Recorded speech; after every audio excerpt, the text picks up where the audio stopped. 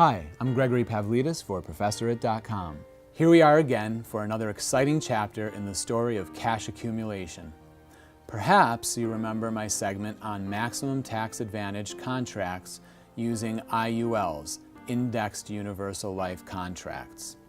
Well, today I will still be speaking about MTAs again, only this time we will be setting them up using an even older, more established insurance product called whole life insurance. There are some similarities with the IULs and some very important differences. I'm going to be paraphrasing and sometimes quoting from one of the true financial greats of our time, a man known for coining, if not inventing, something called the infinite banking concept, R. Nelson Nash. He has been teaching this strategy and helping people create fortunes for themselves and legacies for their families for almost half a century. First, I will give you a brief idea on how whole life works versus indexed universal life.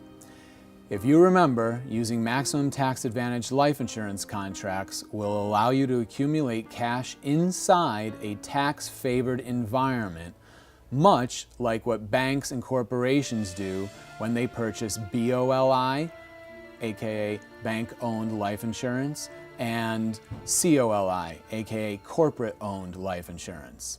Again, by properly structuring these contracts, one can minimize the death benefits and maximize the cash accumulation values for tax-favored distributions in the future. IULs have a little more market risk, if you will, than whole life. Whereas one has the ability to share in the gains of the market on the upswing and receive guarantees of 1 or 2% on the downswing, it is possible to net zero or less due to the cost of insurance combined with a prolonged down market.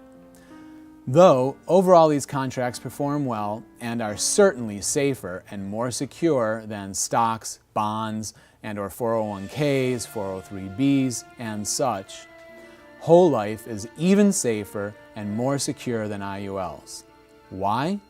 Because whole life has guarantees that go straight through to the end of the contracts so that no matter what the performance over the course of decades, you can still be guaranteed a return of and on your money. Now, are you going to hit the highs that the IUL might hit? Probably not. How about hitting the highs of the stock market when it soars? Nope. But you won't lose either. And as Warren Buffett said, he is more concerned about the return of his money than the return on his money. Here are some fundamental differences that whole life contracts have that are unique and extremely beneficial to long-term growth for your money. For one, as mentioned, it has strong guarantees. 2, it pays dividends on earnings. 3, it allows you to increase the death benefit as the years go by. And, as the situation calls for, in order to stuff more money inside while still keeping it a non-MEC contract, meaning that it maintains its tax-favored status. Why are these unique qualities so important? Well, as you will see, it is because it allows you to use your contract as a supercharged financing machine, or, as R. Nelson Nash calls it, an infinite bank. Let me ask you a question. How much money do banks and financing companies make? Who has the biggest buildings and the strongest lobbies and the most control in the world? The banks do, right? Yup, the banks, the banks, the banks. How would you like to create your own bank?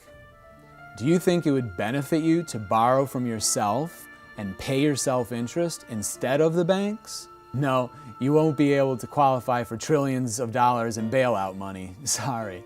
But you will be able to establish a lifetime income you cannot outlive, as well as generational wealth for your family. Here's how it can be done. But first, a story that Mr. Nash told in his book, Becoming Your Own Banker. It is from Part 5, page 71. Mr. Nash speaks about a forestry business and how one is set up. He gives us the example of owning a 4,000-acre property which he plans to grow trees on a 40-year rotation. This property is divided into 40 compartments of 100 acres each in order to manage effectively. He goes on to assume that we plan to harvest one compartment and replant it each year. This process we continue over and over again. It will take us 40 years to achieve an even distribution of classes, and we will have one compartment for each year in rotation. Mr. Nash goes on to say that we will begin something called improvement cutting about 25 years into the process. This involves removing inferior quality trees in order for the land to be able to focus more of its nutrients on the better specimens. 5 years later, we will do the same thing, and again in another 5 years, and so on. Each time this is done, the so-called inferior trees which are removed can be sold for things like paper pulp and so on, thus creating additional revenue for the family or company. All the remaining trees are allowed to continue growing with maximum efficiency until the 40th year, which is time for their harvesting. At this time, the cycle begins again, and all along there was only one expense of replanting to our little business, other than general operational costs, expenses, taxes, fire protection for the whole forest, etc. Mr. Nash states that when the whole system is up and running, it is an amazing income producer. But how long does it take? Yup, that's right, 40 years. Similarly, one can create a banking system through the use of whole life insurance, and it can be even more profitable with some results achieved in much less time. Mr. Nash goes on to talk about a retired elderly couple he knew who were taught the concept of setting up substantial life insurance contracts for their 4 grandchildren. There were 2 boys and 2 girls, and each would receive an insurance contract on himself or herself that had an annual contribution from their grandparents in the amount of $2,000 per year.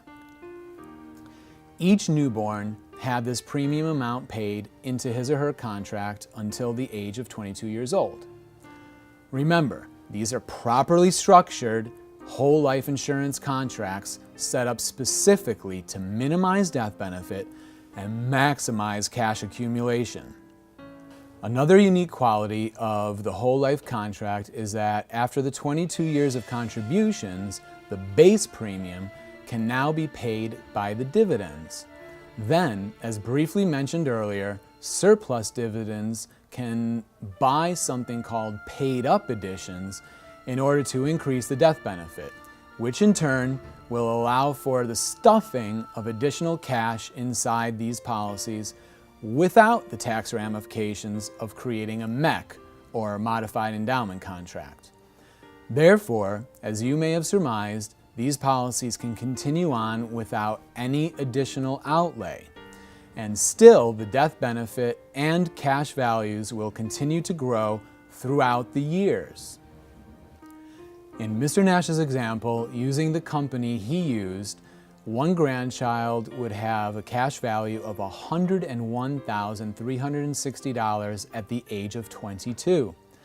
And leaving it until age 70, the contract illustrates a cash value of $4,104,852. At this time, the kid, now potentially a retiree, can access dividend withdrawals for retirement needs in the neighborhood of $225,000 per year. Oh, and do you remember, this is money that can be accessed tax-free on distribution for the rest of his life. Then, let's say he up and dies at the ripe old age of 85. Not only has he gotten back every dollar his grandparents put into it, $44,000, and $3,556,000 in income, it would still provide $6,375,923 of death benefit to his next generation. As impressive as these figures are, they are achieved with modest interest rates and dividends over long periods of time and without the loss of any principal.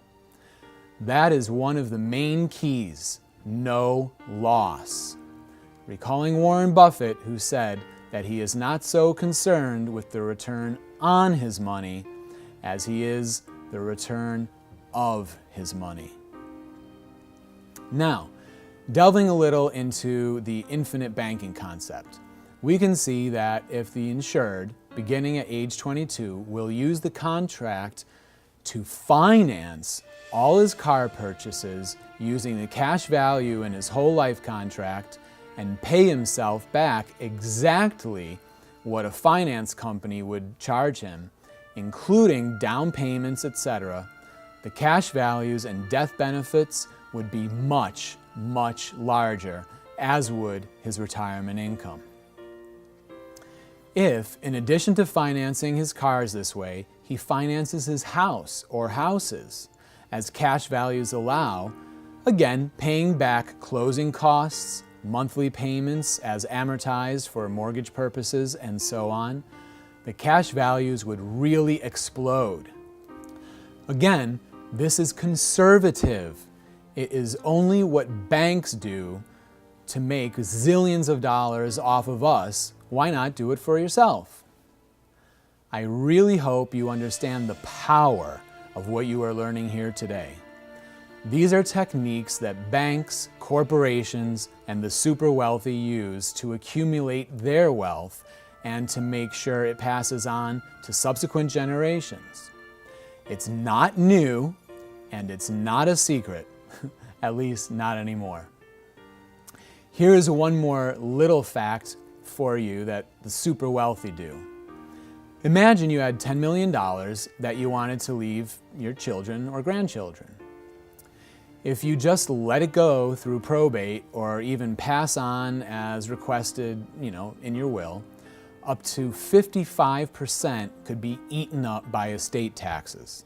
If, however, you used $1 million to buy $10 million of permanent life insurance inside of an irrevocable trust and donated the other $9 million to a charity, your family would receive the full $10 million income and estate tax-free, and the charity would receive the $9 million income tax-free for a total of $19 million, instead of Uncle Sam eating up your 55% of your money and leaving your kids with only about $4.5 million and nothing to charity.